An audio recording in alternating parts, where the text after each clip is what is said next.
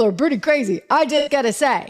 And they're really angry and they're really concerned right now because a new poll just came out showing that they are in trouble.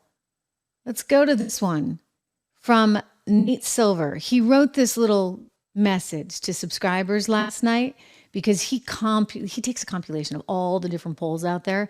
And there was one, well, there were a few. There was one out of New Hampshire that should give the current president a lot of pause. He's 2 points behind in a state, my home state, live free or die, baby, that has not voted for a Republican for president in 24 years.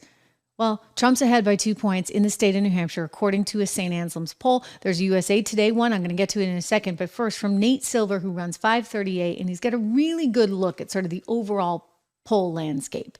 They really take everything into consideration and they weight things pretty well. And he's been pretty on the money. He said, and I quote, "We got a string of polls in late this afternoon and they're mostly poor for Joe Biden and they're beginning to have a bigger impact on the model. Trump now leads by 2.7 points in our national average and Biden's win probability has dropped to 28% from 35% on debate night." Wow. I mean, that's quite a plunge, right? Debate night going into the thing, he had 35%. Now he's at 28.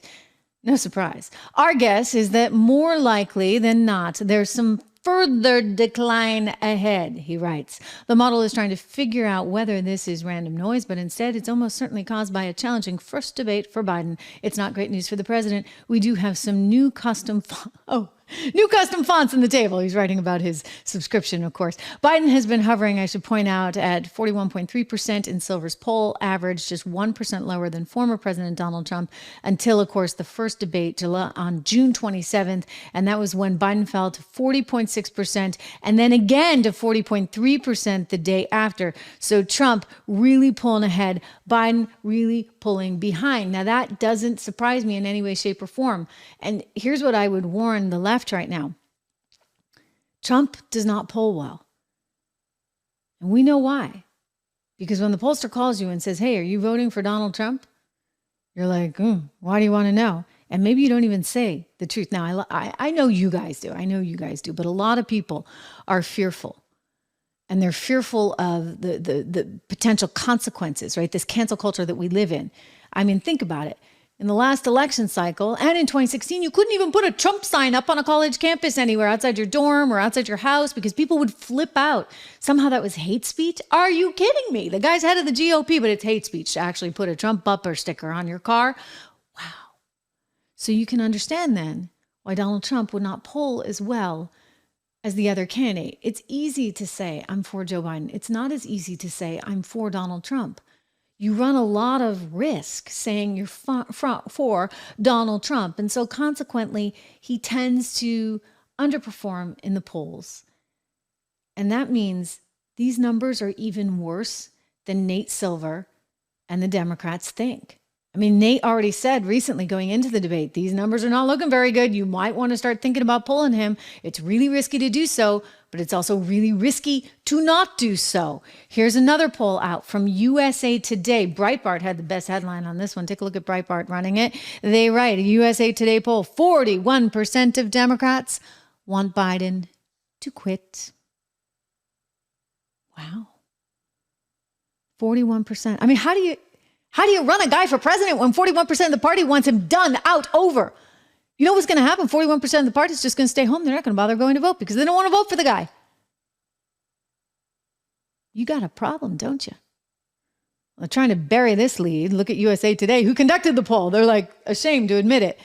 They ran this story, a pretty lackluster headline. Trump edges ahead of Biden in post-debate poll. Trump supporters are more enthusiastic about their candidate than supporters of Biden are of theirs. You know what? That's just the reality, because who's going to be excited about what they saw the other night? Not me, not you. And I'm not even a Dem. But if I were a Dem, I'd be pretty darn embarrassed. In fact, I had Democrat friends I didn't even call the next day because I'm like, oh, I know they're probably not in good shape. Not in good shape. But the Democrats right now are out trying to manage damage control. This is a full-on damage control extravaganza. You've got the former governor of Michigan, who's now our energy secretary. This is scary stuff. Doesn't know anything about energy markets, by the way. She only knows what the green energy crowd wants her to do, which is to give more giveaways to all the electric vehicle makers. Well, everyone except for Tesla, because Tesla's on the on the naughty list. Well, Jennifer Granholm went out into local media today and had this to say about that dismal debate performance.